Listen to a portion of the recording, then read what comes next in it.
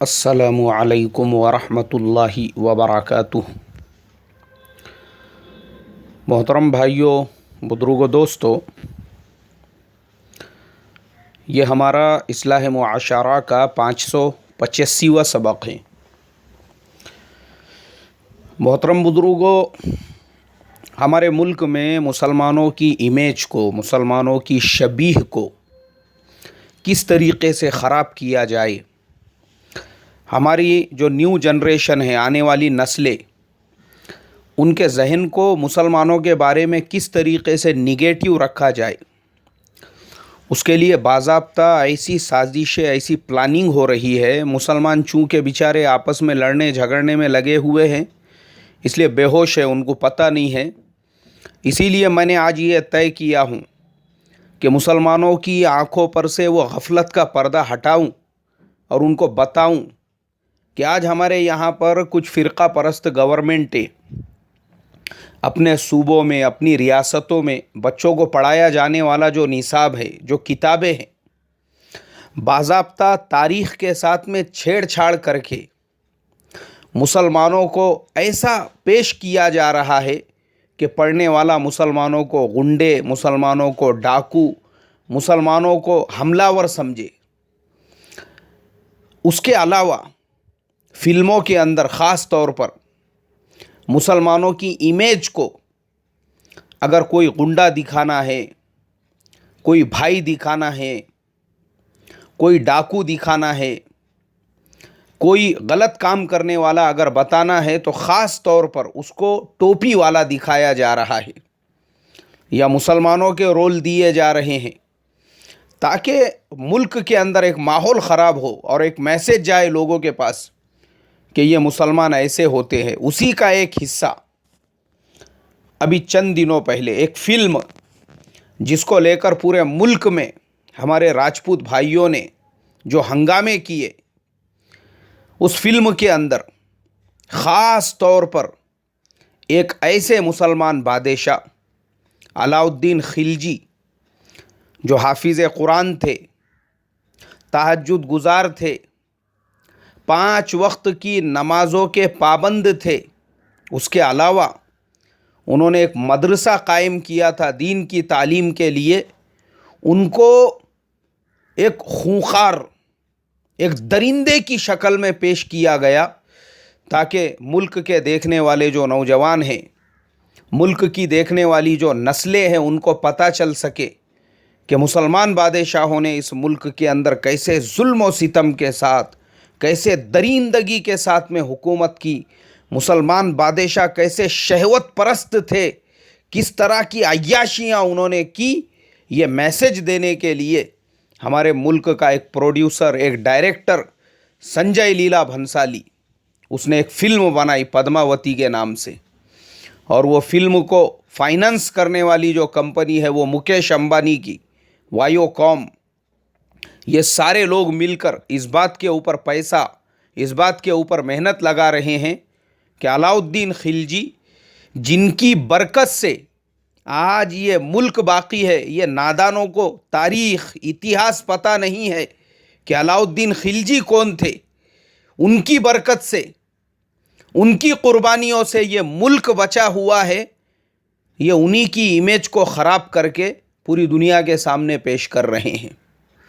इसीलिए आज मैं हमारी जो नौजवान नस्ल है, ख़ास तौर पे मुसलमानों को भी, इसलिए कि लाखों लोग वो फ़िल्म देखने के लिए जा रहे हैं और देखने वालों के माइंड में जो पहला इम्प्रेशन गिर रहा है वो यही कि अरे यार, मुसलमान बादशाह शायद ऐसे होंगे। बहुत सारे मुसलमान भी वो फ़िल्म देख रहे हैं, और जो मुसलमान वो फ़िल्म देख रहे हैं, क्योंकि मुसलमानों के पास आज IPL की इन्फॉर्मेशन रखने के लिए वक्त है, मुसलमानों के पास फ़िल्मों की इन्फॉर्मेशन रखने के लिए वक्त है। ये नादान कौम तोस और गोश में इतनी बेहोश हो चुकी है, इनके पास अपने बाप दादाओं की तारीख़ और इतिहास पढ़ने के लिए वक्त नहीं है। उनकी इन्फॉर्मेशन रखने के लिए वक्त नहीं है कि हमारे बाप दादाओं ने, मुसलमान बादशाहों ने इस मुल्क हिंदुस्तान की आज़मत और सतवत के लिए कैसी कैसी कुर्बानियाँ दी। हाँ, लेकिन मेरी जिम्मेदारी बनती है, क्योंकि मैं तो ठेकेदार हूँ कौम का, समाज का। अगर मैं कौम को, समाज को ये सब बातें नहीं बताऊँगा तो कौन बताने वाला है। इसलिए मैं अपनी जिम्मेदारी समझता हूँ कि मैं कौम तक ये पैगाम और ये मैसेज पहुँचाऊँ। क्या है, हमारे कौम के नादानों जो अलाउद्दीन खिलजी की इमेज फिल्म में देखकर आ रहे हैं कि अलाउद्दीन खिलजी को उस बेवकूफ़ ने, उस संजय लीला भंसाली ने जिस तरह से एक अय्याश, एक दरिंदा सिफत बादशाह दिखाया है, आज मैं उस संजय लीला भंसाली की नस्लों को भी और मुसलमान नौजवानों को भी ये मैसेज देना चाहता हूँ कि याद रखो, 1206 मंगोल से एक तूफान आया था चंगेज़ खान के नाम से। वो चंगेज़ खान जिसने पूरे चाइना को तबाह और बर्बाद कर दिया, वहाँ की 75% आबादी ख़त्म कर दी। वो चंगेज़ खान जिसने समरकंद और बुखारा का नामो निशान मिटा दिया। वो चंगेज़ खान जिसने रशिया का नक्शा ख़त्म कर दिया। वो चंगेज़ खान जब पलटा तो अफ़गानिस्तान, ईरान, जहाँ जहाँ पर भी पहुँचा बस तबाही मचाता गया। उस चंगेज़ खान ने ईरान की पूरी आबादी ख़त्म कर दी और जब बगदाद पहुँचा तो वहाँ की ईंट से ईंट बजा दी। इतना ख़तरनाक वो चंगेज़ खान था। वो चंगेज़ खान के दिमाग पे एक नशा सवार था कि मुझे पूरी दुनिया पर हुकूमत करना है। अब चूँकि सिकंदर आज़म जो थे, अलेक्जेंडर, उन्होंने भी पूरी दुनिया पे हुकूमत की, लेकिन उनका हुकूमत करने का तरीक़ा और चंगेज़ खान का तरीक़ा अलग अलग था। सिकंदर आज़म जो थे, अलेक्जेंडर, उन्होंने मुल्कों को फ़तेह करके उन पर हुकूमत की, लेकिन चंगेज़ खान का एकदम वहशियाना तरीक़ा था। ये सब मंगोल कबाइली थे, खाना बदोश लोग। तो चंगेज़ खान जिस मुल्क में जाता वहाँ के मर्दों को कत्ल कर देता था, यही उसका काम। यानी उसने मर्दों को बाकी नहीं रहने दिया। वो जिस मुल्क को भी फतेह करता कत्ले आम मचा देता। अरे भाई, हुकूमत करना है तुमको, उस मुल्क को कब्ज़े में लेना है, ठीक है, लोगों को ज़िंदा रहने दो, लेकिन चंगेज़ खान का तरीक़ाकार वैसा नहीं। जहाँ पहुँचे जो इंसान नज़र आ रहा है फ़ौरन उसको कत्ल कर दिया जाए। आप सोचो वो चंगेज़ खान की दहशत कितनी ख़तरनाक होंगी कि चाइना की 75% आबादी को उसने ख़त्म कर दिया। हाँ, वो चाइना आज कोई उसकी तरफ नज़र उठा के देख नहीं सकता। वो मंगोलिया, छोटा सा मुल्क, वहाँ के छोटे से खाना बदोश जब निकले तो पूरे चाइना को बर्बाद कर दिया उसने, चाइना पर कब्ज़ा। सोचो, रशिया, आज नाम लेने को आधा घंटा लगता है, वो रशिया, अफ़गानिस्तान, ईरान, तो ये हाल किया चंगेज़ खान ने कि ईरान की पूरी आबादी ख़त्म कर दी। और तारीख़ की किताबों में लिखा हुआ है, ईरान को दोबारा स्टेबल होने के लिए, यानी जितनी आबादी को चंगेज़ खान ने ख़त्म किया था, दोबारा ईरान के अंदर उतनी आबादी पैदा होने में ईरान में 750 साल लग गए। बगदाद का वाक़या हम लोग खुद सुनते हैं, बोलते हैं, ईंट से ईंट बजा दी। सरों से दरियाए दजला के अंदर उसने पुल बना दिया, पूरे कुतुब खाने खाली करके उससे दरियाए दजला के अंदर एक पुल बना दिया। दरियाए दजला का पानी पूरा लाल और सिया हो चुका था, सरों से मनारे बनाए गए। ये सब वाक़यात है हमारे पास। 1206 से लेकर तो 1227 तक, 21 साल तक चंगेज़ खान बस तबाही मचाता रहा। तारीख़ की किताबों में लिखा हुआ है कि यूरोप और एशिया के अंदर जिन जिन इलाक़ों में गया उसने पूरे के पूरे गांव बर्बाद कर दिए और दुनिया की उस वक्त की 11% आबादी को ख़त्म कर दिया। ये था चंगेज़ खान। अब उसके बाद चंगेज़ खान तो नहीं रहा, उसके बेटे वो आगे बढ़ते रहे। अब उसके बेटों ने हिंदुस्तान की तरफ रुख किया, वही फ़ौजें, और वो ज़माना था अलाउद्दीन खिलजी का। अलाउद्दीन खिलजी को जब पता चला कि हिंदुस्तान के ऊपर भी हमला हो रहा है, उन्होंने भी तैयारी की और डटकर उन्होंने मंगोल फ़ौजों का मुकाबला किया और हिंदुस्तान पर एक मर्तबा नहीं तकरीबन 20 मरतबा हमले किए गए और अलाउद्दीन खिलजी ही वो बादशाह थे जिन्होंने उन मंगोलों को, जिन्होंने पूरी दुनिया को बर्बाद कर दिया था, उनको हिंदुस्तान से दूर रखा। हाँ, बहुत ख़तरनाक कौम। अगर वो हिंदुस्तान में दाखिल होते थे मोहतरम बुजुर्गों, आज जिस अखंड भारत पर हमको फ़ख्र है, शायद दुनिया में उसका नक्शा भी नहीं रहता था। बहुत सारे मुमालिक है दुनिया के अंदर जो किसी ज़माने में खुद एक ममलकत हुआ करते थे, आज तारीख़ के सफ़ात से उनका नाम ख़त्म हो चुका है, वो बढ़ चुके हैं। वही अलाउद्दीन खिलजी की मेहरबानी है जो आज अखंड भारत मिला और संजय लीला भंसाली को ऐसी फिल्म बनाने का मौका मिला और मुकेश अंबानी को उसमें पैसा लगाने का। अगर वो अलाउद्दीन खिलजी नहीं होते थे तो ये मुल्क आधा चाइना में और आधा अफगानिस्तान में रहता था, नक्शा ही नहीं रहता था दुनिया के ऊपर। क्यों? इसलिए कि मंगोल जहां जाते थे वो पूरे के पूरे मुल्क को गाजर मूली की तरह से कतर देते थे।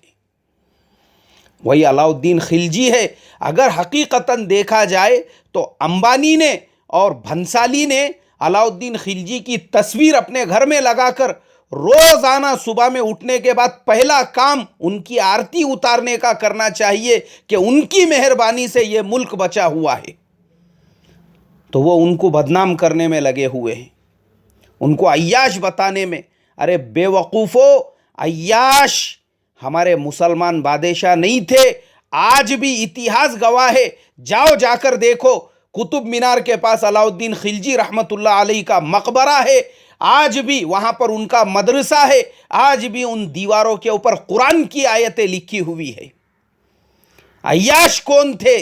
जाकर खजुराहों के मंदिरों की दीवारें देखो, खजुराहों की गुफाएं देखो। मैं नहीं बोलूँगा अय्याश कौन थे, खुद वो दीवारें आपको गवाही देंगी कि जहाँ अलाउद्दीन खिलजी को तुमने अय्याश बताया है वहाँ पे कुरान की आयतें जिसमें जन्नत का तस्करा, जिसके अंदर मौत का तस्करा लिखा हुआ है, यानी आखिरत की फ़िक्र लिखी हुई है। और जो लोग उनको अय्याश कहने वाले हैं उनके अपने मकामात पर कैसी कैसी तस्वीरें बनी हुई है। नहीं बोलूँगा नहीं मैं। मुसलमानों को अय्याश कहने वाले, मुसलमानों को बदनाम करने वाले, अरे हमारे बाप दादाओं की कुर्बानियां हैं इस मुल्क के अंदर कि वो लोग अमन वाले, प्यार वाले, मोहब्बत वाले थे। इसीलिए उन्होंने 1000 साल से ज़्यादा इस मुल्क के ऊपर हुकूमत नहीं की, इस मुल्क की हिफाजत। वो अगर नहीं रहते ना तो कभी मंगोल इसको खा जाते थे, कभी चाइनीज़ इसको खा जाते थे और पता नहीं कौन कौन इसको खा जाता था। उन्होंने अपनी गर्दनें कटा दी इस मुल्क की आज़मत और सतवत को बाकी रखने के लिए। इसीलिए इस मुल्क के अंदर आज भी जो हमारे हिंदू भाइयों की अक्सरियत है वो हमारे मुसलमान बादशाहों की मेहरबानी है। अगर वो जुल्म करने वाले होते थे तो इस मुल्क के अंदर पहले ही तबाहियां मचा देते थे। इस मुल्क में आज 1000 और 1500 साल पुराने मंदिर बाकी नहीं रहते थे। मगर नहीं, वो मसावात वाले लोग थे, उन्होंने सबके साथ प्यार, मोहब्बत और हुस्ने सुलूक का मुआमला किया। इसलिए उनके मरने के बाद भी, उनकी हुकूमतें ख़त्म होने के बावजूद भी इस मुल्क के अंदर अक्सरियत आज भी हमारे हिंदू भाइयों की ही है।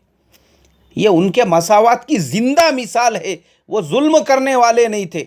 हाँ, ये ज़रूर हुआ लोगों ने उनके सादगी का गलत फ़ायदा उठाया, लोगों ने उनके भोलेपन का गलत फ़ायदा उठाकर अंग्रेज़ इस मुल्क में दाखिल हुए और हुकूमतें उनके हाथों से चली गई। ये हम कह सकते हैं उनके सादगी की वजह से, उनके भोलेपन की वजह से, उनकी गफलत की वजह से, लेकिन उनके जुल्म की वजह से नहीं कह सकते, क्योंकि वो लोग जालिम नहीं थे।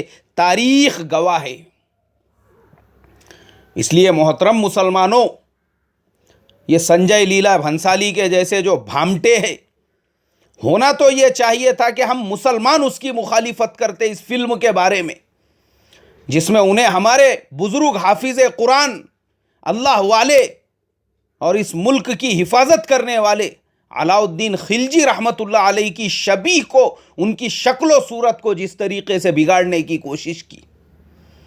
लेकिन मैं ज़रूर उसको यह मैसेज देना चाहूँगा और मुल्क के हर मुसलमान को और हर नौजवान को कि याद रखो, हमारे बाप दादा ऐसे नहीं थे, उसके अंदर जो कहानी बताई गई है पद्मावती और अलाउद्दीन खिलजी की, ये सरासर मन घड़त और दिल से बनाई हुई कहानी है।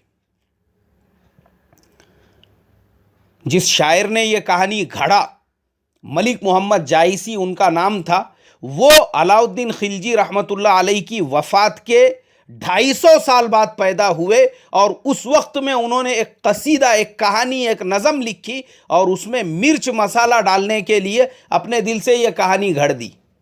उनको क्या कमी थी? सैकड़ों बांदियाँ पड़ी हुई थी एक से एक उनके यहाँ पर, उनको कमी क्या थी? इसलिए मोहतरम बुजुर्गों, इस तरह की घड़ी हुई कहानियों पर हम यकीन और भरोसा ना करें और बेहतर होगा हमारे नौजवान इस तरह की फिल्मों से परहेज करें और अपने बुजुर्गों के इतिहास और तारीख को पढ़े और उनकी अज़मत और सतवत को अपने दिलों के अंदर ज़िंदा रखे। अल्लाह मुझे आपको अमल की तौफीक अता फरमाए। अस्सलामु अलैकुम व रहमतुल्लाहि व बरकातुहू।